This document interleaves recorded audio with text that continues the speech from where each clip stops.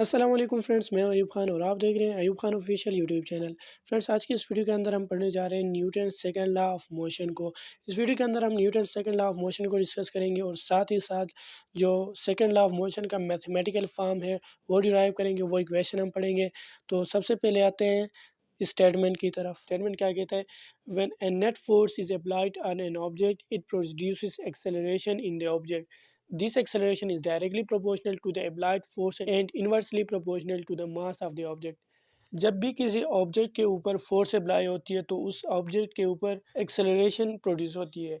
देखें, जब भी किसी ऑब्जेक्ट के ऊपर फोर्स अप्लाई होती है तो जाहिर सी बात है वो ऑब्जेक्ट मोशन में आएगा जिसमें वेलोसिटी प्रोड्यूस होगी, और वो जो वेलोसिटी चेंज होता है तो उसको हम कहते हैं एक्सेलरेशन। तो जब भी कोई ऑब्जेक्ट मोशन में आता है तो उसमें एक्सेलरेशन प्रोड्यूस होती है, और वो किस वजह से होती है? फोर्स की वजह से। तो हम कह सकते हैं कि जब भी किसी ऑब्जेक्ट के ऊपर फोर्स अप्लाई होती है तो उस ऑब्जेक्ट के ऊपर एक्सेलरेशन प्रोड्यूस होता है, वो ऑब्जेक्ट एक्सेलरेट कर रहा होता है। ठीक है, तो ये जो फोर्स अप्लाई हो रही है ये एक्सेलरेशन के साथ इसका डायरेक्ट रिलेशन है।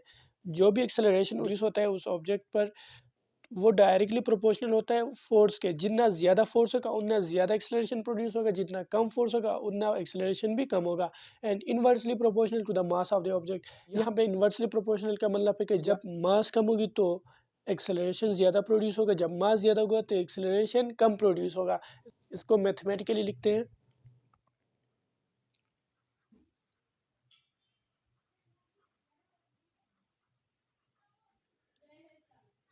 मैथमेटिकली लिख सकते हैं। यहाँ पे स्टेटमेंट में क्या कह रहा है? When the force is applied on an object it produce acceleration in the object. Acceleration produce होता है, ठीक है, और वो एक्सेलरेशन डायरेक्टली प्रोपोर्शनल होता है टू द अप्लाइड फोर्स। जो एक्सेलरेशन प्रोड्यूस होती है ऑब्जेक्ट के अंदर वो उसके डायरेक्टली प्रोपोर्शनल होता है। ठीक है, the acceleration produced in an object is directly proportional to the applied force. ये होता है डायरेक्टली प्रोपोर्शनल का साइन। ठीक है, डायरेक्टली प्रोपोर्शनल।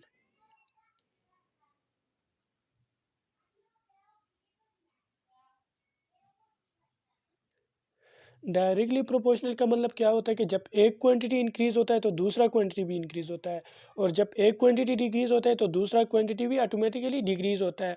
और यहाँ पे एक और बात कही गई है कि जो एक्सेलरेशन प्रोड्यूस होता है ये इन्वर्सली प्रोपोर्शनल होता है मास ऑफ द ऑब्जेक्ट का।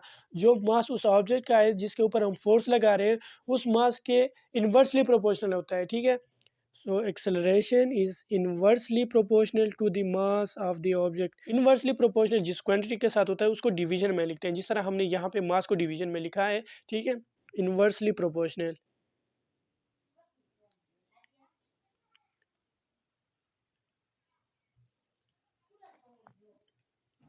इन्वर्सली प्रोपोर्शनल का मतलब होता है कि जब एक क्वांटिटी इंक्रीज होता है तो दूसरा क्वांटिटी डिक्रीज होता है।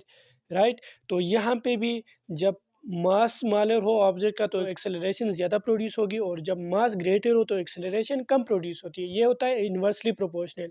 अब यहाँ पे हमारे पास दो इक्वेशन आ गए, equation number 1 and equation number 2। अब इन दो इक्वेशन को हम कंपेयर करते हैं। So acceleration is direct force divided by mass. Right, ये हमारे पास आ गया acceleration directly proportional to force divided by mass. अब यहाँ पे साइन ऑफ प्रोपोर्शनलिटी को हम रिमूव करते हैं, इसको हटाते हैं। तो याद रखें, जब भी हम साइन ऑफ प्रोपोर्शनलिटी को हटाकर उसमें इक्वलिटी लगाएं तो उसके साथ कांस्टेंट भी लगाना पड़ता है। जब भी हम साइन ऑफ प्रोपोर्शनलिटी को हटाते हैं उसकी जगह इक्वलिटी लाते हैं तो उसके साथ कांस्टेंट भी लगाना पड़ता है। ठीक है, तो इसके साथ कांस्टेंट भी लगाना पड़ता है। तो यहाँ भी हम ऐसा ही करेंगे, साइन ऑफ प्रोपोर्शनलिटी को हटाकर इसकी जगह इक्वलिटी लाएंगे और उसके साथ कांस्टेंट भी लगाएंगे। तो acceleration is equals to constant into force divided by mass. अब कांस्टेंट मतलब कोई भी नंबर होता है, न्यूमेरिकल होता है 1 2 3। ठीक है, यहाँ पे कांस्टेंट क्या लगता है? K. So A is equals to K into F divided by M. A is equals to K into force divided by mass. अब यहाँ पे के की वैल्यू हमारे पास आता है 1। के इज इक्वल्स टू 1। राइट, तो इसकी वैल्यू यहाँ पे पुट करते हैं। एक्सेलरेशन इज इक्वल्स टू के की जगह 1 पुट करते हैं, 1 इंटू फोर्स डिवाइडेड बाई मास। और हम जानते हैं कि 1 को आप किसी भी चीज़ के साथ मल्टीप्लाई करें तो वो उस पर कोई इफ़ेक्ट नहीं लाता। सो यहाँ पे हम 1 को ख़त्म करते हैं, रिमूव करते हैं। a is equals to F divided by M. ये हमारे पास आ गया इक्वेशन एक्सेलरेशन का। अब यहाँ पे क्या करना है, आपको रीअरेंज करना है ताकि आपको फोर्स ऑब्टेन हो सके। यहाँ पे हमने फाइंड आउट करनी है फोर्स की वैल्यू, ठीक है। इसको हम क्या कहते हैं, रीअरेंज। इस इक्वेशन को हम रीअरेंज करते हैं तो फोर्स अपनी जगह पे है, ठीक है। और मास जो डिवीजन में है ये उस तरफ जाके एक्सेलरेशन के साथ मल्टीप्लिकेशन में आ जाएगा। So F is equals to mass into acceleration. ये हमारे पास आ गया Newton second law of motion का मैथमेटिकल फॉर्म कि force is equals to the product of mass and acceleration. F is equals to M ए।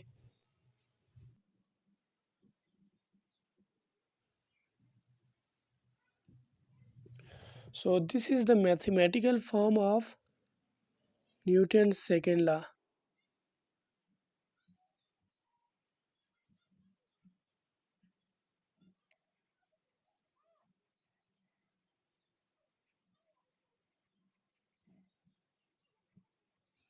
ये सेकेंड लॉ ऑफ मोशन का mathematical form है। F is equals to M A. Force apply on an object is equals to the product of mass and acceleration. ये equation आपने याद रखनी है, ये आगे जाके न्यूमेरिकल्स को सॉल्व करने में हमारा काम आ सकता है कि हम किसी भी ऑब्जेक्ट का अगर हमें मास दिया गया है और एक्सेलरेशन दिया गया है तो हम फोर्स किस तरह फाइंड आउट करेंगे। और सपोज़ हमारे पास मास और फोर्स दिया गया है तो हम एक्सेलरेशन कैसे फाइंड आउट करेंगे। अब हम स्टेटमेंट ये भी लिख सकते हैं कि force applied on an object, force applied on an object is equal to the product of acceleration and mass of the object.